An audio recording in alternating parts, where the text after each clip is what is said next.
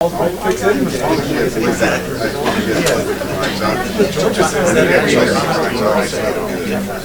that's right.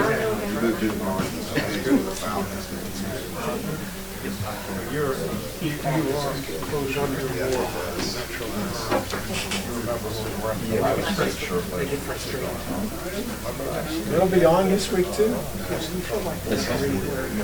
A few bad calls in 2 minutes wouldn't hurt the high staying close. That's true. Yes. We need a different class on that one.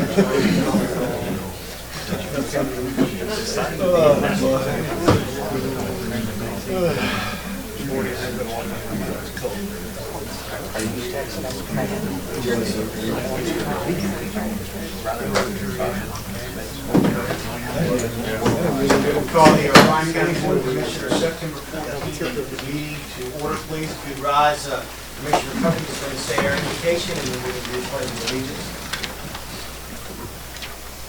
Heavenly Father, we just want to give you great thanks today for such a wonderful day, Lord. We thank you for all that you've done for us and that you've guided us through this meeting. Lord, on this important week that we've had, we ask that you remember and look out for our firefighters and our families and first responders of all major passions, Lord. We ask that you bless those families who suffered so dearly through the September 11th tragedies, and we ask that you bless the United States of America. Of course, in Jesus' name we pray. Amen. Going to the pledge. I pledge allegiance to the flag of the United States of America and to the republic for which it stands, one nation, under God, indivisible, with liberty and justice for all. Thank everybody for being here. I want to recognize our previous commissioner, Mr. Rick Gardner. Thank you for coming, sir. And he served a few terms on here, a couple times, but we appreciate your service, appreciate you being here. We do have one announcement, and I think, Rick, this is going to, for you. Inadvertently was sent out about the townhomes development on 17. That's at the P&Z committee next Tuesday, not this board meeting. But if anybody here, if you want to speak, since you're here, you're welcome to speak if you'd like to, if you're here for that. Appreciate it, Chairman. Yeah, do you want to say anything or no? No, I don't think so, not right now. Okay, is anybody else here for that? Just inadvertently, it was supposed to be next Tuesday, but they sent it out for this Tuesday. So if anybody would like to speak, just let me know. Man, would you like to? No, I'm just gonna get out. Okay. Okay. You got up at the wrong time. All right.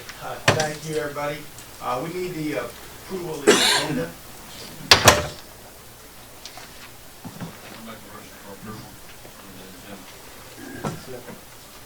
All in favor, say aye. Aye. We need the approval of the August 2021 meeting minutes. Mr. Chairman, I'd like to make a motion that we approve the August 2021 meeting minutes. Second. All in favor, say aye. Aye. Motion passes. Then we had an amendment to that approval of May 2021 meeting minutes. Is going to be the motion for that to approve. Mr. Chairman, I make a motion that we approve the amended meeting minutes from the May 2021 meeting. Second. All in favor, say aye. Motion carries. Thank you. All right. Mr. David Moore with the library update for us, please. Thank you. My name is David Moore. I'm an architect with McMillan Paston Smith Architects. We are a firm that specializes in libraries and have done numerous libraries throughout the state and most recently renovated your Pembroke branch libraries. If you've been in or see those interior renovations, that was some of our work. How much time should I take? No more than what? 5 minutes? You want a short one? Perfectly. All right, so if we could, is there a presentation, a PowerPoint? I thought you were going to say an hour. I said No. I can go as fast or short as you would like. No, perfect. There it is. So, by way of background, the Richmond Hill Library renovation is in its very beginning stages. We are about halfway through the schematic design process. So what you're seeing today is very preliminary. We kicked off the meeting about a month or so ago and had some, had some preliminary programmatic meetings with some library staff, library board members. And what you're going to see tonight is a development of the conceptual design. And I'll start by orienting everyone to the site. On to the left of the floor plan, you'll see is Ford Avenue, and the bottom is a side street, Fish Street, and the library is on the left, and then the existing white residential type community building is to the right. I think most people are familiar with that library. We have looked at different ways to expand the square footage, and we understand we're backing into an existing budget that has been established that's going to comprise of SPLOST funds and hopefully a GPLS public library grant. So where we've landed is the additions to the library, which you see in the left, in the yellow rather, on the left facing Ford Avenue and to the rear of the building. So this is what that building, let's see, so Ford Avenue is to the left. The front of the building that you enter in now is going to be renovated as we envision it into a larger meeting room, upwards of about 100 people. The existing entrance that you see in the lower left-hand corner between the, I don't have a pointer that works on the screen. Right, so anyways, what you'll see is we're reorienting the entrance, which is in the lower left hand of the plan to the lower right hand of the plan, and we're going to create a porch type element that begins to pick up some of the architectural elements from the city's design standards. You'll also see that we've added a porch to the front of the building that faces Ford Avenue on the left. So essentially, there's a public community meeting room that will be on the left side of the building facing Ford Avenue. And then the teal area would be the adult collection stacks. The yellow area above that would be an expanded children's area with the children's story hour and program room space. The new library will expand adult computers. It will have a maker space. It will have several small group study rooms. It will have a family restroom, a nursing room for young mothers. The light blue in the upper right-hand corner is expanded staff space, and it will also comprise of a drive-up, book drop-off, and a service window, which would be very convenient, certainly in the last year or two when we were all social distancing and the library was providing curbside service. So that is the programmatic elements in a nutshell. I'm happy to answer any questions you have along the way. The dashed lines denoted here are those yellow additional areas. So everything that's in the red dashed line is an addition. Everything else is going to be a renovation of the existing facility. The project is going to be zoned in 2 phases. So phase 1 could begin after the first of the year, and we're working phase 1 so that it would work to the limit of the SPLOST funds. And then phase 2, if we time it as we intend, then phase 2, the contractor could roll right from phase 1 to phase 2 when the GPLS grant would be secured. And so the balance of the work to the right in phase 2 would happen under the GPLS grant funds. We would like to bid it so that there's no interruption in the work, and then we can get competitive pricing on phase 1 and phase 2 at the same time. So the image on the top is the existing building as it is today, and the lower bottom image is a conceptual diagram of what it could be. We envision painting it the light white and gray colors, and we begin to see more traditional window elements with the black frames, the porch elements that I mentioned earlier. The entrance would be in the lower right-hand corner where you see the sign main entry. On the lower left of the project, which says after our entry, that's where the existing entry is now. So those steep little gables that are made out of stucco would be removed, and we envision trying to bring more of a residential Ford Avenue city design standard to the whole exterior. So we would be removing some of those high clear story windows that you see and creating elements that you see on the bottom, rails and porches and metal roofing on the porches. This would be, this is a concept of what that public meeting room that faces Ford Avenue would look like. We want to break the scale down. We would like it to feel inviting, but we also don't want people to feel like they walk up to this as the front door, because it's not the front door, but this would give you an emergency exit from that larger meeting room. You'll see the fence, the brick wall to the left. That's a fenced-in outdoor programmatic area to provide some visual barrier to Ford Avenue, and also an acoustical barrier to some of the outside programmatic elements. This is the rear of the building. This is if you were standing with your back to the cemetery looking at the back of the existing building. So the public meeting room is on the lower right, and the expanded staff area is on the lower left, and that little porch you see to the very left is the new drive-up book drop service window on the library. And again, you can see that we've taken out a lot of those more contemporary 70 kind of windows and put more traditional windows with the black frames throughout the building. And then this is a depiction of what that drop-off book drop could look like and a drive-up window. So I mentioned phases. We have a project schedule that begins to suggest that the construction documents would happen through after the first of the year, and we would begin to put this project out for bids in the spring. That would allow the contractor to do phase 1, and then, as I mentioned earlier, roll right into the phase 2 work utilizing GPLS funding. Any questions? That's a high-level overview. Back up to the timeline, so you're saying. Mm-hmm. Here, so that's. So we are in the light blue at the top, the schematic design. So in September, we are right now taking the schematic design presentation that we just showed you and sending it out for pricing. So we'll begin to look at where the cost estimates come back, adjust the design accordingly. And then in the blue, October, November, we'll be working through the design development. That's where we will develop the design. We'll begin to look at more details related to finishes, colors, materials, much more detail, interior and exterior. And then at the end of November, you'll see there'll be another pricing exercise. Assuming that we continue to track on budget, then we would move into the construction documents. That would be in the purple, December, January, February. How many square foot are we adding to the building? I think we're adding about, that's, About 4,000. yeah, I think so, and that's right.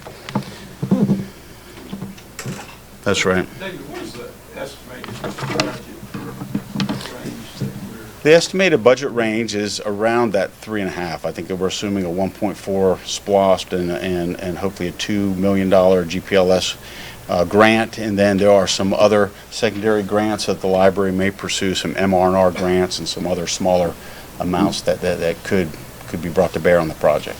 And this will take this from 7,000 to roughly 12,000. Yes, I think that's right. We have the renovation. It's I think that's about right. It's about 7. 4,000 that we're adding, if you had, and this isn't a direct answer right now, but Mm-hmm. some of it is staff, some of it is that meeting room. That would seem like a lot of staff, but are we expanding the? Most of the additions go into public space. So we're adding two, as I said, 2 small group study rooms, which would accommodate 6 to 8 people after group study. There's a maker space where, teens can use that space afterwards. There is a young adult area within the library. The children's area is more than doubled, along with a nursing room and a family room. And then there's an ancillary space, which we label as a program room, which is where they can do hands-on learning, crafts, activities. And that would be in the upper yellow, the yellow area. So while the blue looks like it's a lot of space, it's sort of spread out around some existing mechanical rooms, but the majority of the addition is for public space. Just look at staff. Is there any thought, obviously, when this thing was built originally, they probably didn't figure out an and y'all have done, it looked like a really good job of figuring out how to gain us 4,000 more square foot. Is there any thought into this design where that 10 years down the road you needed more space, you could simply add without having to destroy half the building? No, that's a great question, and yes, I think you would be able to expand the building to the right. I think at some point in time, the community building to the right. We have to change ourselves into a corner. Exactly, that's right. And the main thing there is, let's not design it so that you have to tear out a mechanical room or bathrooms or the main entrance. And then that building in the back stays? It stays as is at this point in time, and we did not feel like the budget could really bear any kind of modifications to that or taking program space from there and putting it in the library. We just didn't think we could do it within the budget. Thank you. Anybody else have any? Anybody else have any questions for him? Thank you very much. Appreciate it.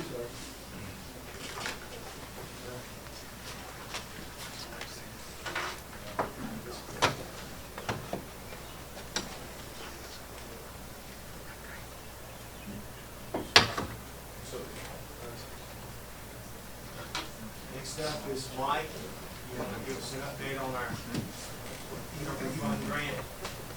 And while they're coming up, our board here, if you want to speak, wave or do mash your button. And then the light will come on when you.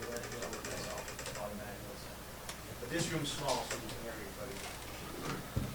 Thank you, sir, for coming. Thank you, Mr. Chairman.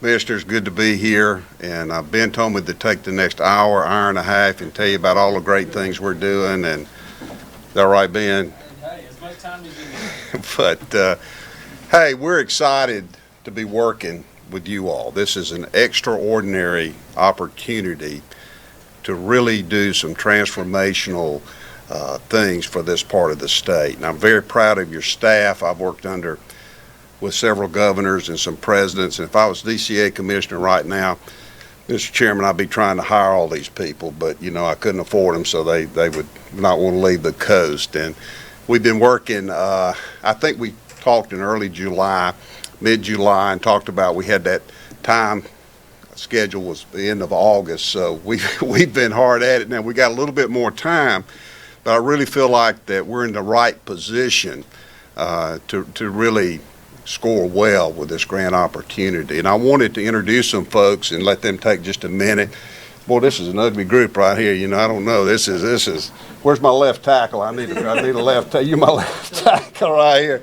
That's right. But yeah, no Zoom. That's right. So, but this team has been working diligently, and I think we're just really in a good spot. So, Brad, you want to say a few words? I know you've been down here quite a bit. Then Bernard, and then Ryan. Then we'll get out of your way, Mr. Chairman. I want you to meet these folks. Hey, I'm Brad Day, and with the Beatty team, and it's been a privilege to work with your staff. You have an unusually well-qualified and professional group, and it's really been a pleasure to work with them. And your vision, I think, for the future is exciting to be a part of, and I want to thank you for that. The grant narrative is about 60% complete at this point. It was going to have to be 100% complete by August 30th, but some lesser prepared communities begged off. And so we're just going to make our application even more competitive, and that's what we've been working on. So if you take a minute, just kind of, if you could explain what your role is. Yeah. In each, I mean, because I know each of y'all have probably different roles, so we kind of understand. I know Mike's the coach, but we want to kind of, if you wouldn't mind, just kind of what your role is in this process. That's right. I'm the left tackle, right? No, my role right now is primarily in organizing the grant. And making sure the narrative complies with the federal regulations that come with this money, and then I may have a compliance piece or an evaluation piece as well. Yeah, I didn't mean to put you on the spot. No. Well, ask me something I don't do. Good afternoon. First of all, I just want to say Mike Beatty taught me 6th and 7th grade history. So if there's anything I say I'd like you don't like, I'd like to attribute it to. Anyway, I'm Bernard Reynolds. I'm a part. A lot of videos. Exactly. You have no idea. Bernard Reynolds with the Beatty team, heading up some of the what I consider the external affairs of the process with getting letters of recommendation from key legislators, key folks in the community to strengthen the application. Also interacting with the people that are appropriate within this process to make sure we have the best information to position ourselves in a very competitive way. All right, and my name's Ryan West, and I started working with Mike back when he was at the USDA and doing community development with counties like Bryan County on these types of projects. And so my role in this is helping with the reporting on the metrics and compliance piece, and then looking towards the future if we're able to create job creation and preparing the future workforce, working with local companies to try to prepare the current workforce and the coming workforce for the jobs that will be associated with the mega site. So. Yeah, and just kind of in conclusion, I want to brag a little bit on, where's Eric at? I can't believe y'all let an Ohio State guy come down here now. This is, at least they lost, right? How many of y'all were glad Ohio State lost? Now, come on, but We had a great meeting today. Just share with you how this comes together with what I call it huddles. And we huddled up with the educational community and the workforce development folks right here in this great town.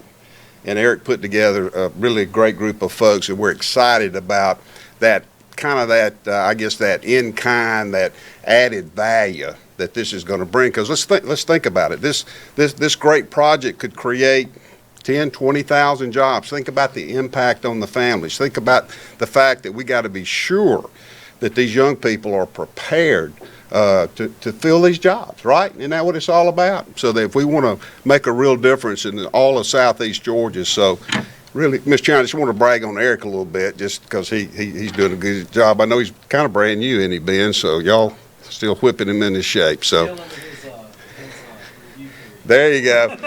So once again, thank y'all. We're hard at work. We're going to get this done, and this is going to be something we can all be proud of and that the entire state will benefit from. So God bless you. Thank you for letting us come visit with you today. Thank you. Yep. Thank you, sir. Thank y'all for coming in. Thank you. All right, next up, we need a motion to close this and open our public hearing. Motion to close the regular meeting and open the public hearing. All fair side? Motion carries, okay. I'll wrap Leah here up with some second readings.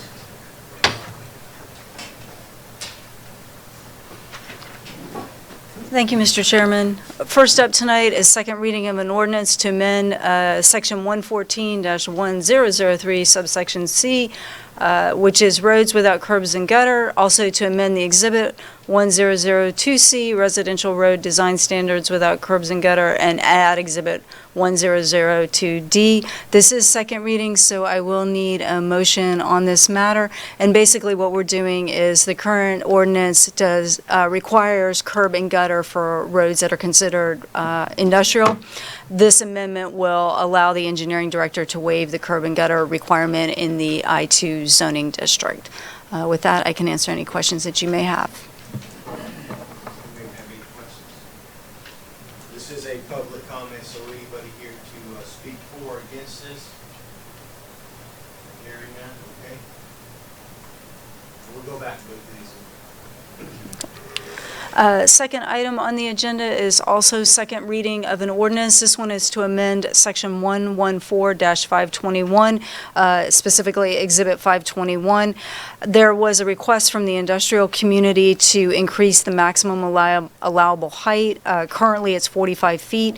So with this amendment in the I-1, which is the light industrial, the maximum height would increase to 50 feet, and in the general industrial I-2, it would increase to 80 feet. Again, this is second reading, so I will need a motion and a decision on this matter, and I can answer any questions. Anybody have any questions on this? Questions? Anybody from the public have a comment? Hearing none, okay, I'll move right on to the next one. And last one in front of you is a second reading of an ordinance to amend Section 114-634, subsection B, subsection 5. This is related to how we calculate the canopy coverage under our tree ordinance. Currently, the trees located in a wetlands, only 50% of them can count towards that. The change would allow 75% of trees located in the wetlands to count towards the canopy coverage, specifically in the general industrial I-2 zoning district. Again, this is second reading, and I will need a motion and a decision on this. Anybody from the public comment on this? Hearing none, okay, I'll.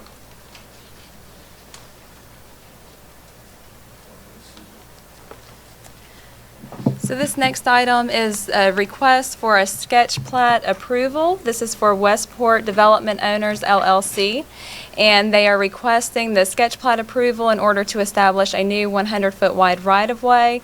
This will be for a new spine road, which will serve the Westport development. Staff is making a recommendation for approval subject to two conditions. The first related to their requirement to enter into a traffic contribution agreement with the county, and the second one related to a requirement to grant permanent easements for utility extensions through the site. We presented this to our Planning and Zoning Commission at their meeting on August 17th, and they too made a recommendation for approval subject to those staff conditions. For some background, the site consists of about 760 acres. It's located off of Highway 80, just north of its intersection with Highway 280. And it was rezoned to the I-2 Industrial District earlier this year on January 12th. And it was included as part of the mass rezoning for those other properties that are now known as the North Bryan Industrial Development Region, so that IDR region. After the rezoning of the property, the master plan for this development was presented to the Board of Commissioners at their meeting on June 8th, 2021, and that master plan was approved. And so what we're looking for at this point is that their sketch plat request is consistent with that master plan approval as well as the I-2 zoning in which it's located. For the sketch plat, this gives kind of an overview of where that new 100-foot spine road is going to be located, and we do find that it is consistent with that master plan that was presented to you in June. So with that, again, staff is making that recommendation. We just ask that if approved, that it be considered with those conditions that staff has recommended, and those conditions do appear on page 78 of your package.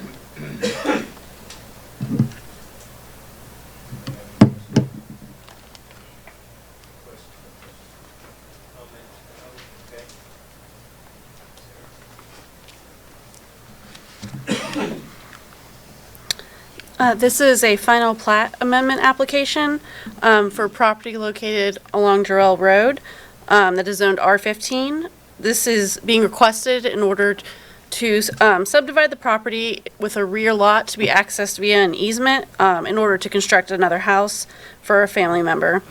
You can see the original major subdivision here, and that's why it has to go through this public hearing process, as it was part of the Brooks-Warnell subdivision originally. Engineering did bring up a concern regarding the lack of an emergency turnaround at the end of Jarrell Road, as well as the fact that major subdivisions are no longer permitted off of dirt roads. Staff did originally recommend denial of this final plat amendment, but requested if it was approved that 2 conditions be applied, that the required plat changes staff requested be completed, and that a septic or well permit obtained prior to the final execution of the plat. And when this was heard by the Planning and Zoning Commission, they did recommend approval with those staff conditions. And I can answer any questions you may have. Anybody have any questions or any comments from the public? Nope, none? Okay. That is all our public hearing, so we need a motion to close this and reopen our normal hearing. Chairman, I'll make a motion to close this public hearing and go back into regular session. Second. All in favor, say aye. Back into our regular session, so we'll take these one at a time. We need a motion for the second reading of the ordinance to amend the UDO section 114-003, subsection C, the roads without curbs and gutters. Mr. Chairman, I make a motion that we approve the second reading of an ordinance amending section 114-1003C of and adding exhibit 1002D to the Unified Development Order. Second. Any discussion on that? Mr. Chairman, I just want to make sure, because I didn't hear it, that we picked up the amendment to Exhibit 1002C. Was that in your motion? I didn't hear it. Okay, thank you. I apologize. All in favor, say aye. Aye. All opposed? Okay, that motion carries. Okay, the next one is the second reading of the ordinance to amend the UDO section 114-521, exhibit 521, summary of lot area height setback requirements for industrial public and institutional districts. Mr. Chairman, I make a motion to approve the second reading of the ordinance amending section 114-521, exhibit 521 of the Unified Development Order.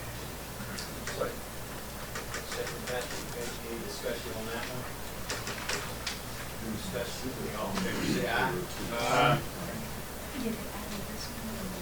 Need a motion for the rest of the ordinance to amend the UDO section 114-634, section Section D, Section 5, trees and wetlands. Mr. Chairman, I make a motion to approve the second reading of an ordinance amending section 114-634, subsection D, subsection 5 of the Unified Development Ordinance. Second. Any discussion on that one? Hearing none, all in favor say aye. Aye. Down to the sketch preliminary plat for West Point Development and Owner LLC. Mr. Chairman, I would like to make a motion to approve the sketch preliminary plat subject to the following conditions. Westport Development Owners LLC shall enter into a traffic contribution agreement with the county. Westport Development Owners LLC shall grant a permanent easement to Bryan County with a permanent exclusive Bryan County utility access easement shown on the sketch plat. Said easement shall be dedicated to the county prior to construction plan approval for the 100-foot right-of-way. Second. Second by Wade. Any discussion on that one? Hearing none, okay, all in favor say aye. Aye. Opposed? Motion carries. And the final plat amendment from Melinda Williams on behalf of 2020.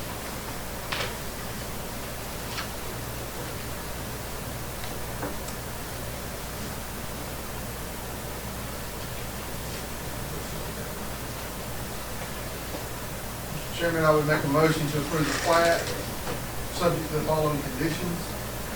The required plat changes identified in the staff's review letter from July 19, 2021, Exhibit B-1, shall be submitted to the Community Development Department prior to final execution and recording of the plat. 2, a septic and/or well permit shall be obtained by the Bryan County Public Health Department prior to final execution and recording of the plat. Second. Seconds, any discussion on that? No discussion. Okay, all in favor say aye. Aye. Opposed? Motion carries, thank you. We're down to our community development non-public hearing items, our first reading. Mr. Chairman, could we go back to matter 1? Yes, the second reading No, of the the roads without curbs and gutters. Yes, sir. I believe they were pointing out that the motion should actually read to approve the second reading of an ordinance amending section 114-1003C and amend exhibit 1003C and adding exhibit 1002D to the UDO. And I think there was we omitted the amending exhibit 1002C. If you'd like to correct that motion. Yeah, we'll go back and correct that motion. I'll restate that motion. I'll make a recommendation, the motion that we approve second reading and adopt an ordinance amending section 114-1003C, amending exhibit 1002C, and adding exhibit 1002D of the Unified Development Area.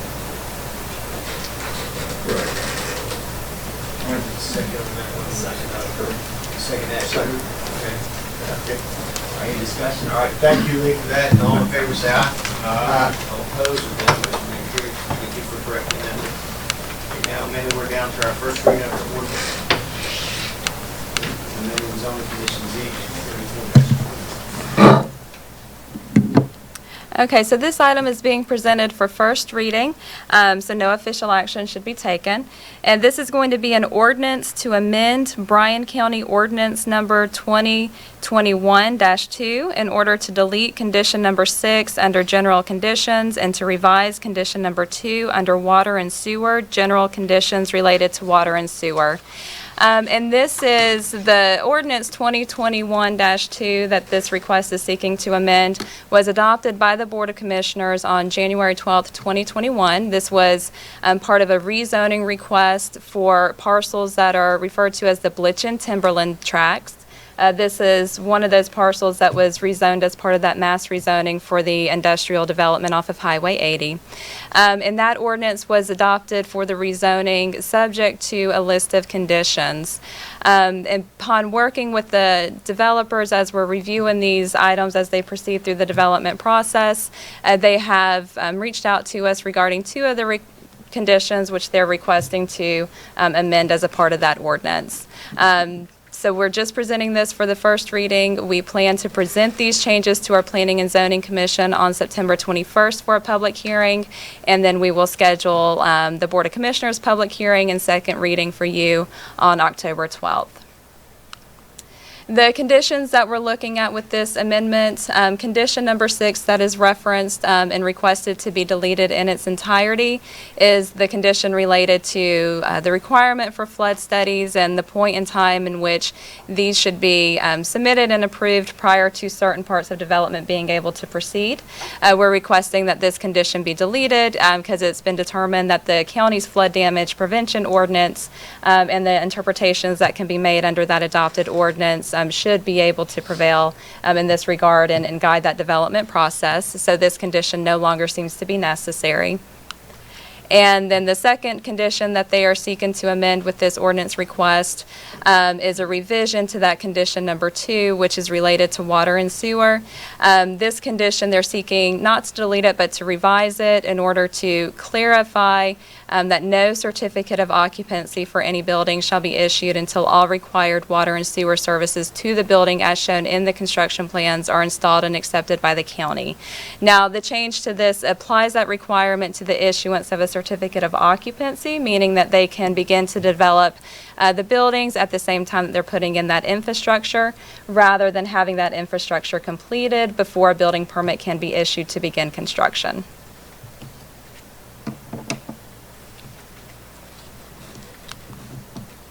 The next item on the agenda as a non-public hearing item is also an ordinance amendment. This is similar in nature to the one we just heard. This one's going to be a first reading for an ordinance to amend Bryan County Ordinance number 2021-3 in order to delete condition number 6 under general conditions and to revise condition number 2 under water and sewer general conditions related to water and sewer. This one is specific to Ordinance 2021-3, which was also adopted on January 12th, 2021. This was adopted for what was referred to as the Herbert Warnell Tract, which is the same tract that has been acquired by Westport Development Owners, LLC. And similar to the last request, this one is seeking to delete condition number 6 in its entirety so that the county's flood damage prevention ordinance will control those requirements. And then that condition number 2 under water and sewer, which will allow them to proceed with building construction and tie that infrastructure requirement to the certificate of occupancy.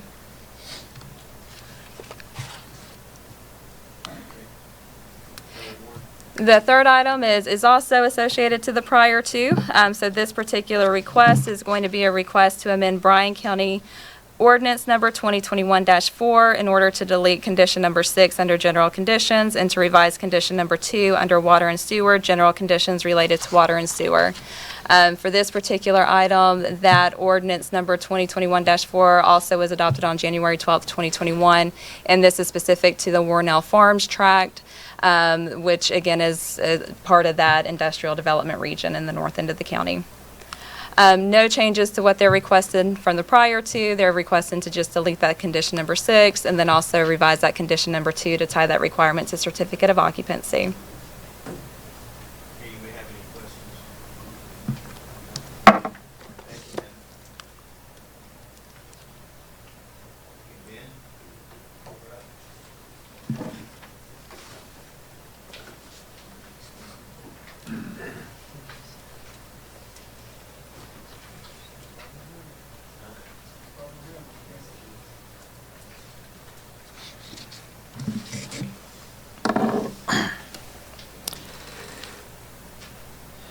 Item 1 on the county administrator list is the award of a contract to Tetra Tech Incorporated for debris monitoring, disaster recovery, and emergency planning services.